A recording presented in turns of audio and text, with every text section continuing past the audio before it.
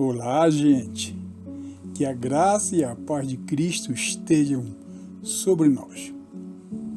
Bom, agora que estabelecemos o compromisso de permanecer dentro daquilo que está escrito, podemos voltar ao versículo que introduz os dons espirituais. Paulo escreveu: e a outro, pelo mesmo Espírito, os dons de curar. 1 Coríntios, capítulo 12, versículo 9. Observe atentamente a maneira como o Espírito Santo inspirou Paulo a escrever. Será que ele diz simplesmente o dom de curar? Não, pois ele utiliza a expressão os dons de curar. Mas por que esse detalhe foi registrado? Será que foi apenas uma maneira diferente de escrever? Ou o Espírito Santo deseja chamar nossa atenção para alguma verdade importante? Antes de respondermos, façamos outra pergunta. Quantas vezes você já ouviu alguém ensinar sobre esse plural? Será que damos a devida atenção aos detalhes das Escrituras? Ou, muitas vezes, passamos por eles rapidamente, sem perceber que podem conter ensinamentos preciosos. Sempre que encontro um detalhe como esse, eu procuro não correr para oferecer uma resposta, mas prefiro permitir que as próprias Escrituras falem. Afinal, se o Espírito Santo inspirou cada palavra, nenhum detalhe foi registrado por um acaso. Concordam? O plural foi intencional?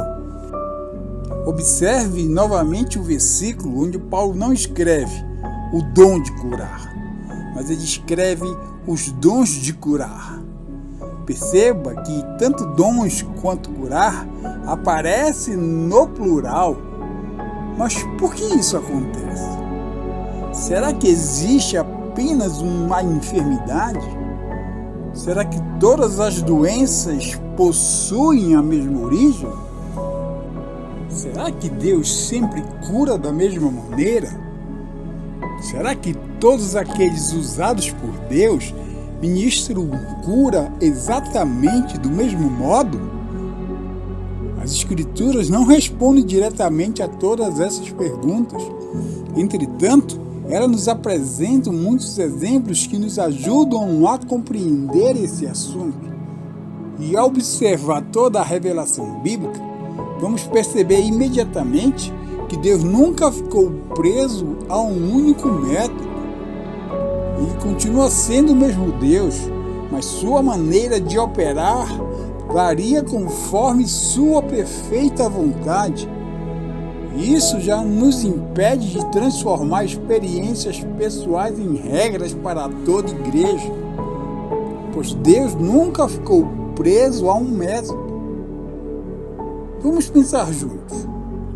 Como Naamã foi curado da lepra? Ora, ele precisou mergulhar 7 vezes no Rio Jordão. Mas será que todos os leprosos da Bíblia precisaram fazer a mesma coisa? Não. Como o cego de Betsaida foi curado? Jesus colocou saliva sobre seus olhos e impôs-lhe as mãos. Mas será que Jesus curou todos os cegos dessa maneira? Também não. Como Bartimeu recebeu a visão? Jesus simplesmente falou com ele. Como o servo do centurião foi curado? Jesus nem sequer foi até a sua casa. Como a mulher do fluxo de sangue foi curada? Ela tocou nas vestes de Jesus. Como Lázaro voltou à vida? Cristo apenas ordenou: Lázaro, sai para fora. Observe quantas maneiras diferentes. Será que mudou o poder de Deus? Não.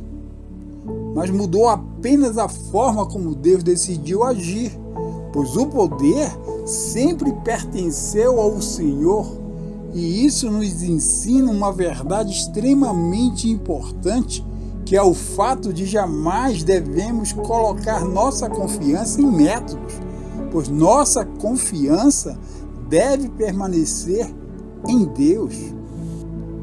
Ao longo da história da igreja, muitas pessoas tentaram transformar determinados acontecimentos em modelos obrigatórios, onde uns afirmaram que toda cura exige a imposição de mãos. Outros defenderam que sempre deve haver unção com óleo. Alguns ensinaram que determinada oração possui maior eficácia, e outros passaram a repetir certos gestos ou determinadas palavras, como se existisse uma fórmula para a manifestação do poder de Deus. Mas será que encontramos essa rigidez nas Escrituras? Observe os evangelhos, onde Jesus jamais demonstrou depender de um método específico, pois às vezes tocava, às vezes apenas falava. Em outras ocasiões, ordenava que a pessoa realizasse determinada ação. Houve momentos em que curou à distância, e em outros a pessoa foi curada antes mesmo de perceber. O que permaneceu igual em todos esses episódios? Não foi o método, mas foi o Senhor. E isso nos leva a uma reflexão.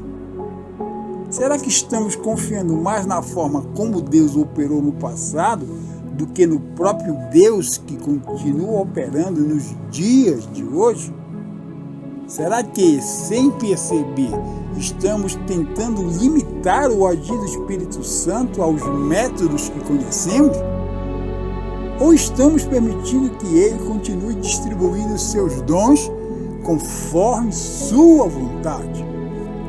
Quem determina a maneira como Deus realizará uma cura? O pregador? O enfermo? A igreja? Observe cuidadosamente o que Paulo escreveu alguns versículos depois. Mas um só e o mesmo Espírito opera todas estas coisas, repartindo particularmente a cada um como quer. 1 Coríntios, capítulo 12, versículo 11.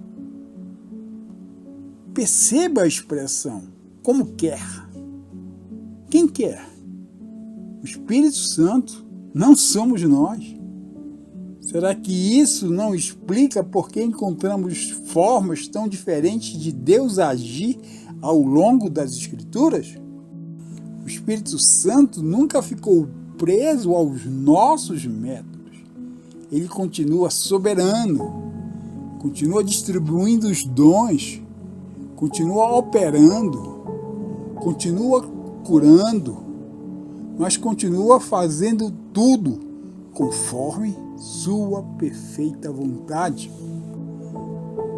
Esse princípio nos protege de dois perigos, onde o primeiro é acreditar que existe uma técnica infalível para produzir milagres. E o segundo é imaginar que Deus deixou de agir simplesmente porque não operou da maneira que esperávamos.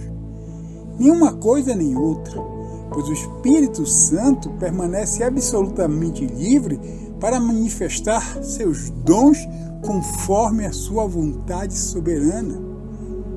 E antes de prosseguirmos, chegamos então a outra pergunta muito importante. Se Deus continua sendo soberano e não está preso a métodos, então qual é o verdadeiro propósito dos dons de curar?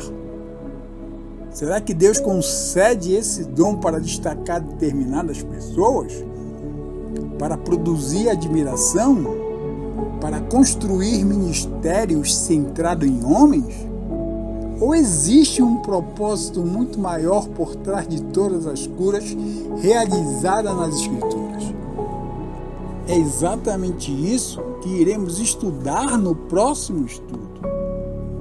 Antes de continuarmos, quero convidar você a reler 1 Coríntios, capítulo 12, versículos do 9 ao 11, e pedir para que você leia lentamente, observando cada palavra. Faça a si mesmo as perguntas que levantamos durante este estudo e permita que as próprias Escrituras conduzam o seu entendimento, porque quando aprendemos a observar cuidadosamente o texto bíblico, descobrimos verdades que muitas vezes passariam despercebidas em uma leitura apressada. Pense nisso. #fica a dica. Deus te abençoe.